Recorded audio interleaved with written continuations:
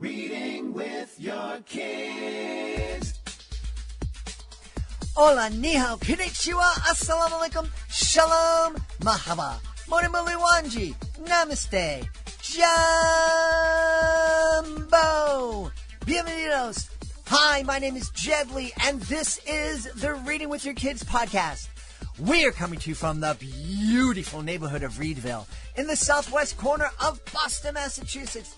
We are so honored and so very, very happy that you're joining us in our mission to help all families grow closer through reading. Please be sure to tell all of your family and friends about the show, and please be sure to subscribe to the show in the iHeartRadio app, on Spotify, Apple Podcasts, Amazon Music, Stitcher Radio, wherever you find your podcasts. Our guest today is Melissa Hart. She is here to celebrate Daisy Woodworm Changes the World. Before we invite Melissa into the studio, we want to let you know that this episode of the Reading with Your Kids podcast is brought to you by The Power of series by Ruth Maley. Ruth Maley is the author of the multi-award-winning books in The Power of series. Her interactive books focus on character traits that are essential to social and emotional learning. The latest book in the series is called The Power of Empathy. Be the friend you've always wanted. Empathy can prevent bullying, help kids make friends, and regulate emotions. Don't miss spending time with Orbit and his friends on their fourth adventure of the Power of Children's book series. This beautifully illustrated story gently teaches young children how to recognize their emotions and the emotions of others. Children learn what it means to practice empathy by witnessing real-life examples that are easy for them to understand. Written with easily understandable language and perfect for adults to read aloud, this book enables children to see themselves in the examples that Orbit shares with his friends. You're going to love this book. You're going to love the whole series. Be sure to check out The Power of Empathy. Be the friend you've always wanted. Part of the Power of series written by our friend Ruth Maley. By the way, all of the books, they are Reading with Your Kids certified great reads. This episode of the podcast is also brought to you by another multi-award-winning children's novel, Bunky and the Worms, The Christmas Story, written by Alexandra Traniecka. Bunky and the Worms, The Christmas Story, has won the BookFest 2022 award. It was Book of the Year in 2021, and it's also won 8 other awards. This book is the perfect Christmas gift. Bunky and the Worms is about the power of friendship, dreams, and kindness. What will happen if one slightly grumpy Bunky has to become a brave Christmas hero, repair Santa Claus's sleigh, and deliver gifts all over the world? Bunky's quest to save Christmas will take him on a journey into his own heart. It is the novel that proves that we are what we strive to be, and never what we are failing at. But what a powerful message to share with kids at any time of the year, especially at Christmas time. We are the dream we believe in. A perfect Christmas dream. Get your copy today. Bunky and the Worms, The Christmas Story, the award-winning novel by Alexandra Traniecka. Join us right now from the beautiful city of Eugene in the state of Oregon. Our guest is returning to the podcast to celebrate her brand new middle grade novel. It's called Daisy Woodworm Changes the World. Please welcome back to the show, Melissa Hart. Hey, Melissa, how are you? I am well. I don't know how beautiful it is in Eugene, Oregon today. It's about 45 degrees and gray and rainy, but okay. Well, visit us in the summer. I just assume when I'm speaking to someone through the magic of technology who has such a big, bright smile and has such a warm personality that the city has to be beautiful. That's lovely. Thank you. So tell us all about Daisy and how she changes the world. Yeah, today is actually my book birthday. The book just came out today. Happy birthday. Daisy.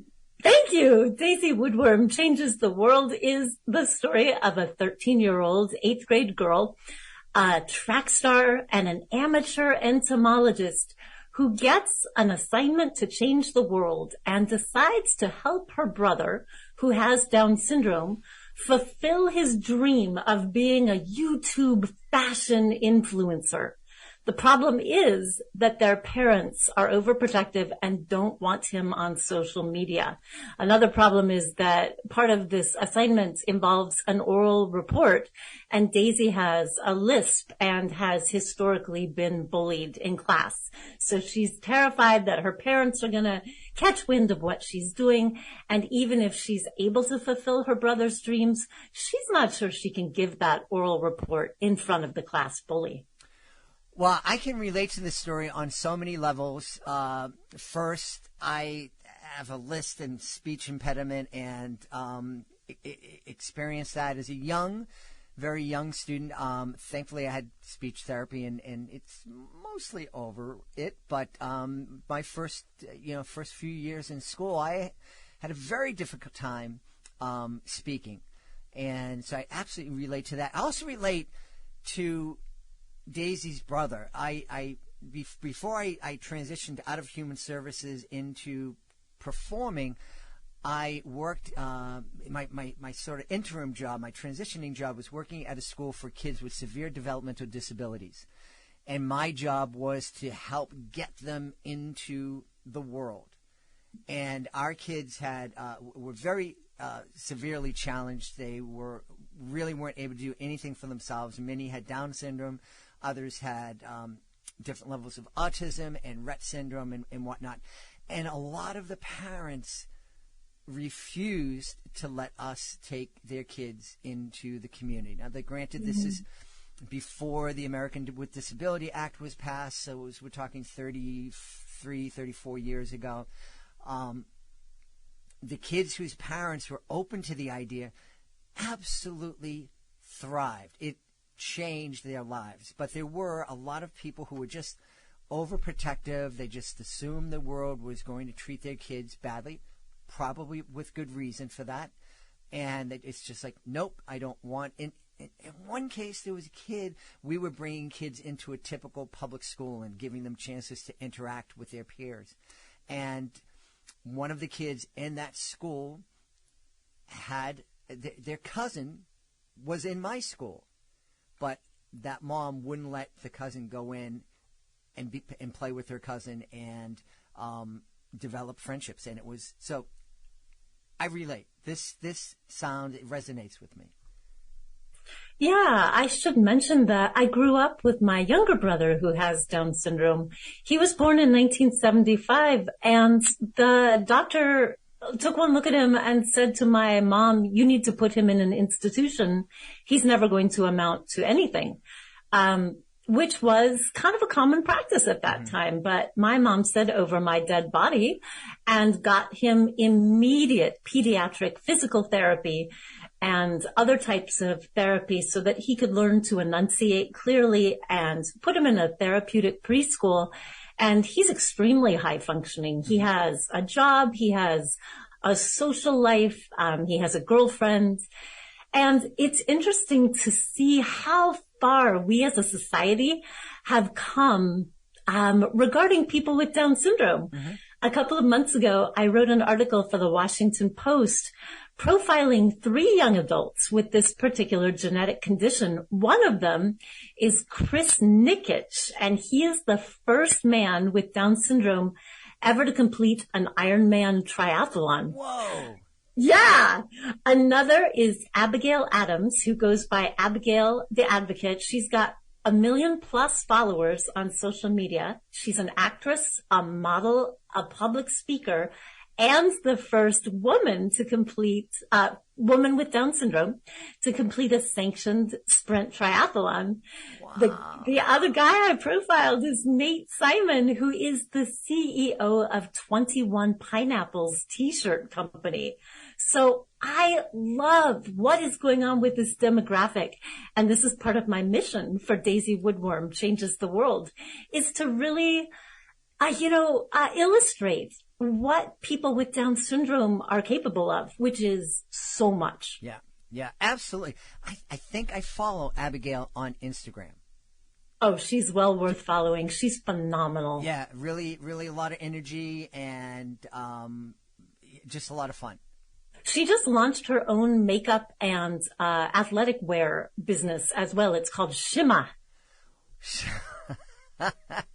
Is that based in Boston, Shima? I think they might be in Florida. Okay. I get it.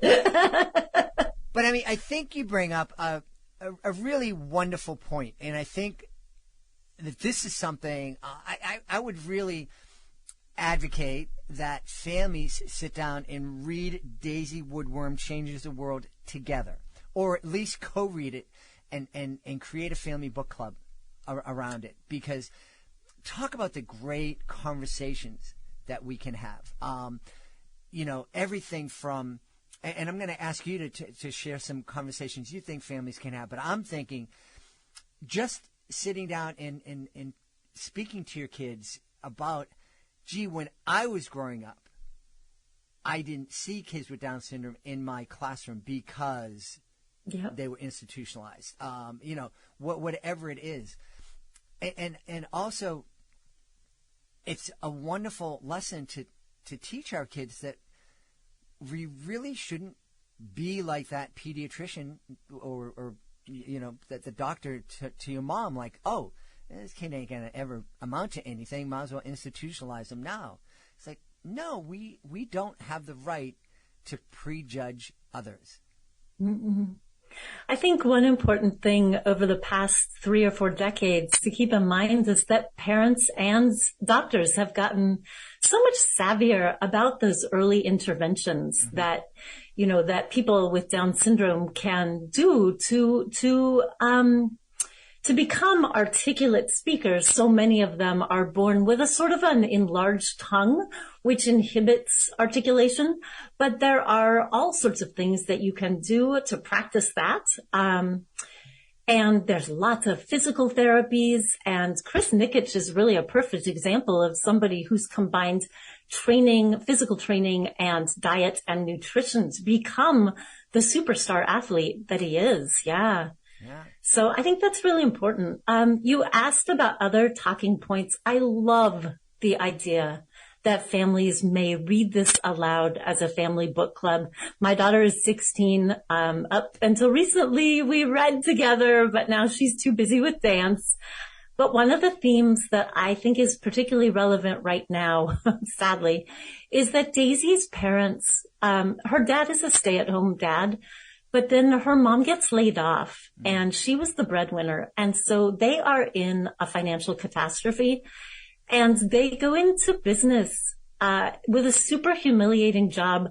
They start their own dog feces removal company called the Poop Fairies. And they drive around in a bright yellow pickup with Dalmatian spots and a horn that barks when you push it, and really glittery poop fairy t-shirts. And Daisy is humiliated. That's kind of comic relief, but kind of the tension under that is that the entire family is thrown into a tailspin, and suddenly both kids have to be much more responsible about cooking and cleaning and shopping, and they have to worry about whether they can afford like a liter of soda and new track shoes for Daisy's, track team. That's not going to happen. And, right in the middle of, this financial chaos that we're looking at, I think it's a really timely book to talk about what it means to not have enough money for basics. Yeah, because that's one of the things that, that a lot of families are struggling. Yeah. And that's hidden. They do the best they can to hide that. Yeah. And I think it's real important for us to help our kids look beyond the glitter, if you will. Just look beyond the facades and realize that everybody's in a different point in their life, that we should really try to see where people are coming from before we make any kind of judgments about them. Yeah, definitely. Going through this, the last couple of years, this pandemic, I think it's reminded everybody that, tragedy and can hit everybody at different times. But I think it's important to realize that there are some people that are going through these upheavals, these, personal pandemics in a very hidden way. They don't have the whole world going through it with them. Yeah, that said, it's really important to me as an author for young people to write books that instill a realistic hope. And so that's the undercurrent that informs the entire book. The middle school teacher gives this assignment to the kids. Everybody has to change the world for the better in some way. And they sort of poo-poo that and say, hey, come on, we're only 13. We're not going to do that. And he is on it with his PowerPoint examples of real life kids who have changed the world for the better. Real life kids that you can look up. I think their websites are in the back of my book, in fact. And, by the end of the story, several of these kids who have these world-changing projects actually managed to fulfill them because of cross-pollination, because of a little bit of help from adults, but mostly because that teacher gives them a blueprint that readers can use to figure out what they care about, what project will help that particular issue, and how to accomplish it. Mm-hmm.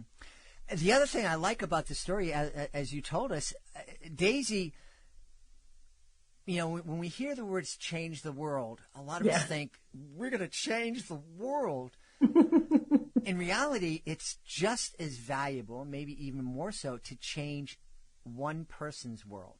Yeah. And we're all capable of doing that. Yeah. Yeah.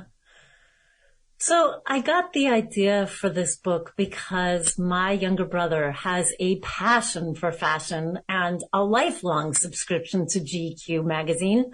And he is the most stylishly dressed man I have ever met. And I got to thinking of what our lives would have been like when we were kids if we had had social media at our disposal.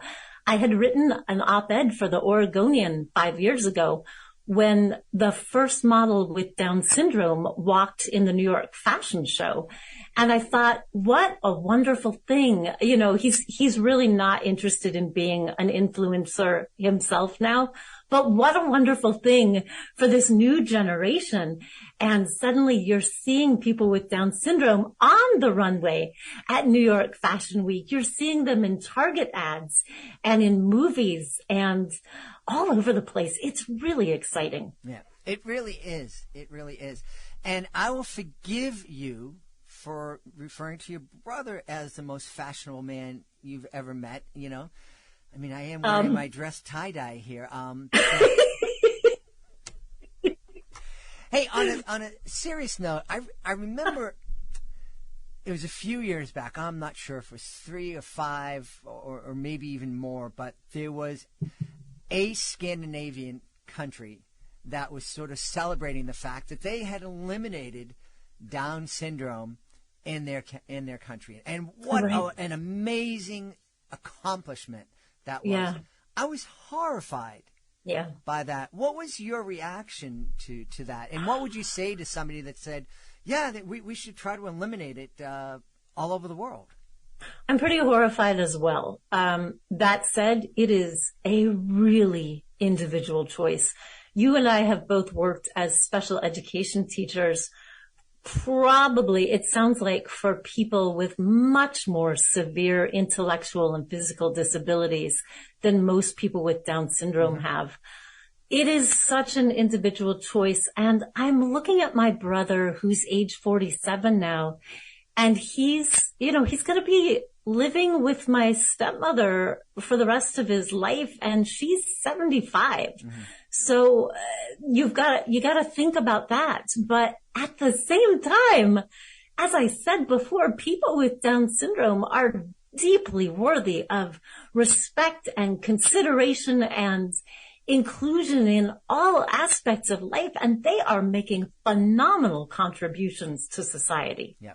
And to their families and friends. Absolutely. Absolutely. Yes. Yes. And what do you think a kid who learns that somebody with Down syndrome, who's somebody with an, who's challenged intellectually, somebody who, a typical 13, 14-year-old kid can't relate to on some. When that kid learns that, oh yeah, this kid, Melissa's brother, is just like me in so many ways. Yeah. What other benefits, other than just the fact that now he understands that people with Down syndrome are people, what other benefits do you think that child will experience for coming to that realization? Oh, I just got goosebumps. There are so many benefits. First of all, there's just the benefits of reading a compelling novel. 6 minutes of reading for pleasure a day decreases a kid's stress and anxiety. And there are all sorts of studies that show that reading novels and memoir in particular increases our compassion for self and others. But then when you're reading about characters that you haven't come across in books or in your real life before, your compassion for these people, your understanding for these people just grows exponentially. And suddenly your potentials for new friendships are just blown wide open. And I'm thinking of my daughter's amazing dance studio and how they have classes for dancers who have Down syndrome and other physical and intellectual delays. And the dancers without these delays are hanging with the dancers who have Down syndrome, and everybody's a community. And it is just truly glorious. Mm-hmm. That's what I hope my book inspires. Yeah. I have to tell you, Melissa, one of the things that I did with that project, there was a girl, little 10-year-old girl with Rett syndrome, which is a degenerative neurological disorder that typically only affects girls, but they've discovered that it does affect boys in a much more devastating way. Anyways, Jennifer was one of the few kids who could walk at our school. And so at the typical public school, they had a ballet class. Boston Ballet would come in and teach the kids ballet. And I said, let's do it, Jennifer. And I went and I learned how to reveille and plie and all that. And then when my daughter was 2.5 and we lied and got her into a ballet class, and she came home and I knew how to plie and reveille, she was amazed. That's impressive. Didn't know how your dad couldn't realize you took ballet, and I'm like, yeah, for a couple of years. Exactly. It was fun. Hey, I have to ask. I mean, we've talked a lot about Daisy Woodworm changes the world, and there's so many reasons to grab this book and to grab a couple of copies of the book so families can read it together. If you don't have time to read aloud, you can co-read it and then have that conversation on the way to dance class or soccer class, just talking about the book. But you shared something with me before we started recording that I just can't not mention.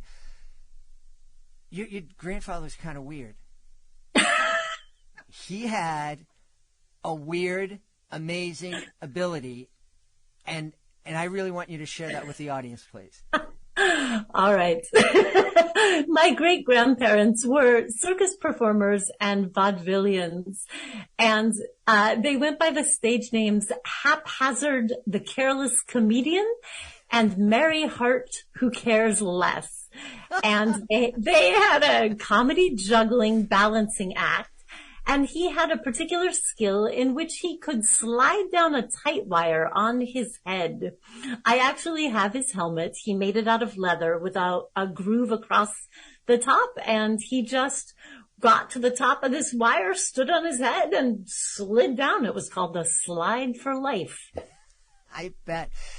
And one of the reasons I wanted to mention that is because we've actually talked a little bit about this on past episodes of the podcast with other performers. The arts, and in particular the circus, and I don't know about vaudeville because I am almost 100, but I didn't take part in vaudeville.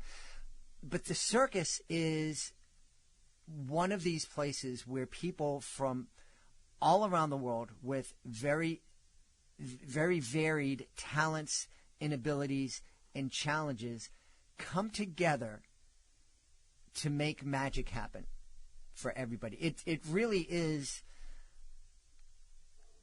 I think, something for our I mean, if our communities could be more like the circus, we'd be in a lot better shape.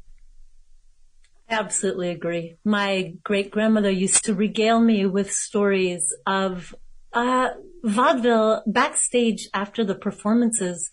She and my great-grandfather would host these big potluck dinners, and she would say, we had everybody there of all races, ethnicities, shapes, and sizes, and religions, and this was in the 1930s, that was a pretty phenomenal occurrance. I absolutely agree with you. You're right on. Yeah.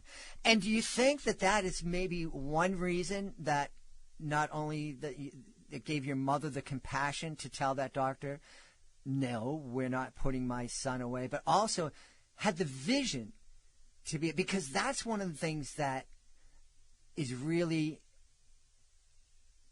really stressed in circus and in the arts. It's, if you see it, if you imagine it, you can make it come true. Yeah. And do you think that maybe your mom had that in her, and that gene in her that said, nope, I see some potential, and we're gonna help this kid shine? Oh yeah. So she was actually raised by my great grandparents partially. And, she grew up with a trapeze in their living room and a home built airplane in the backyard and juggling clubs all over the place. And she grew up stubborn, and she grew up understanding that somebody might tell you, no, you can't slide down a tight wire on your head, or no, you can't raise this baby with Down syndrome. And she knew that was ridiculous. Mm-hmm, mm-hmm. Yeah. I have to smile because my poor kids grew up with levitation boards in their house and a straitjacket and all this. A straitjacket? to escape from. Of course. Of course. Not that I could do it. My son. I had this. One of my dear friends in magic came over. My son expressed an interest in escapology. I had a friend who was really talented. I came home one day to walk down to my basement to find a middle-aged man tying my son up into a straitjacket. And I posted that sentence on social media, and no one except my friends in the arts knew what I was talking about. I love it. I have a picture on my office bulletin board of one of my great-grandparents' friends balancing a Pekingese on his thumb. Whatever. Well, and again, I'm really happy that that I made a transition, that I was divinely inspired to leave social services and go into the theater, because it did really open up. I didn't travel with the circus, but I worked with circus performers and got that understanding, and I passed it on to my kids, and they're better advocates than I could be. I still struggle, but they're wonderful, and I'm happy that your mom, and I'm happy that you and your brother had that same kind of experience. It's wonderfully weird, and I would strongly recommend it for everyone. Yeah. Why be normal? There you go. Well, I have to be normal right now, because it's normal for me to ask you where people can go to find out more about you and find out more about Daisy Woodworm Changes the World. Oh, that's great. Well, you can purchase the book as of today from any bookstore all over the place, online, in person, indie, wherever. It's out there. I'm so excited. And to find out more about me, www.melissahart.com. That's 1 L 2 S's HART. Awesome. And, if you're indie books, because we always encourage our listeners to support their indie and local bookshops, there's a chance that the book may not have arrived yet at that bookstore. Just go and ask the person behind the desk very nicely, hey, do you have that book, Daisy Woodworm Changes the World by Melissa Hart? Could you get it for me, please? It'll be there in a couple of days. Oh, thank you. I love that. And also ask libraries if they'll carry it. That would be terrific. Absolutely. We've had a great time, a really fun time, speaking about the circus, about family, about love, and about the new middle grade novel, Daisy Woodworm Changes the World, with our guest, Melissa Hart. Melissa, thanks so much for being back with us. Oh, thank you. It's been such a pleasure. Please be sure to join us for the next episode of the Reading with Your Kids podcast. Our guest will be Ruth Maley. She'll be here to celebrate the power of empathy. Be the friend you've always wanted. Hey, we would love for you to visit our website, readingwithyourkids.com. There's a contact button at the top of the page. We would love to hear from you. Please tell us what you love about the show. Please tell us what we could be doing better. I know we could be doing some things better. Probably a lot of things better. Oh, and also please let us know who you would like to hear on a future episode of the podcast, and we'll do our best to invite them. Want to thank the folks who made today's show so wonderful. Of course, we're going to start by thanking our amazing guest, Melissa Hart. Please be sure to check out Daisy Woodworm Changes the World. Also want to thank our sponsors, Ruth Maley. Be sure to check out the Power of series, especially the Power of Empathy. And, of course, want to thank Alexandra Trinieka. Please be sure to check out Bunky and the Worms, The Christmas Story. I want to thank my team, Fatima Khan, Rory Grady, Mirabella Q, Jordan Saley, Skylar Strauss. I want to thank my beautiful wife for all the support she gives me. Most of all, we all want to thank you. Thank you so much for taking the time to join us today. And as always, thank you so very much for taking the time to make the world a better place by reading with your kids. I'll be looking for you in the next edition of the Reading with Your Kids podcast.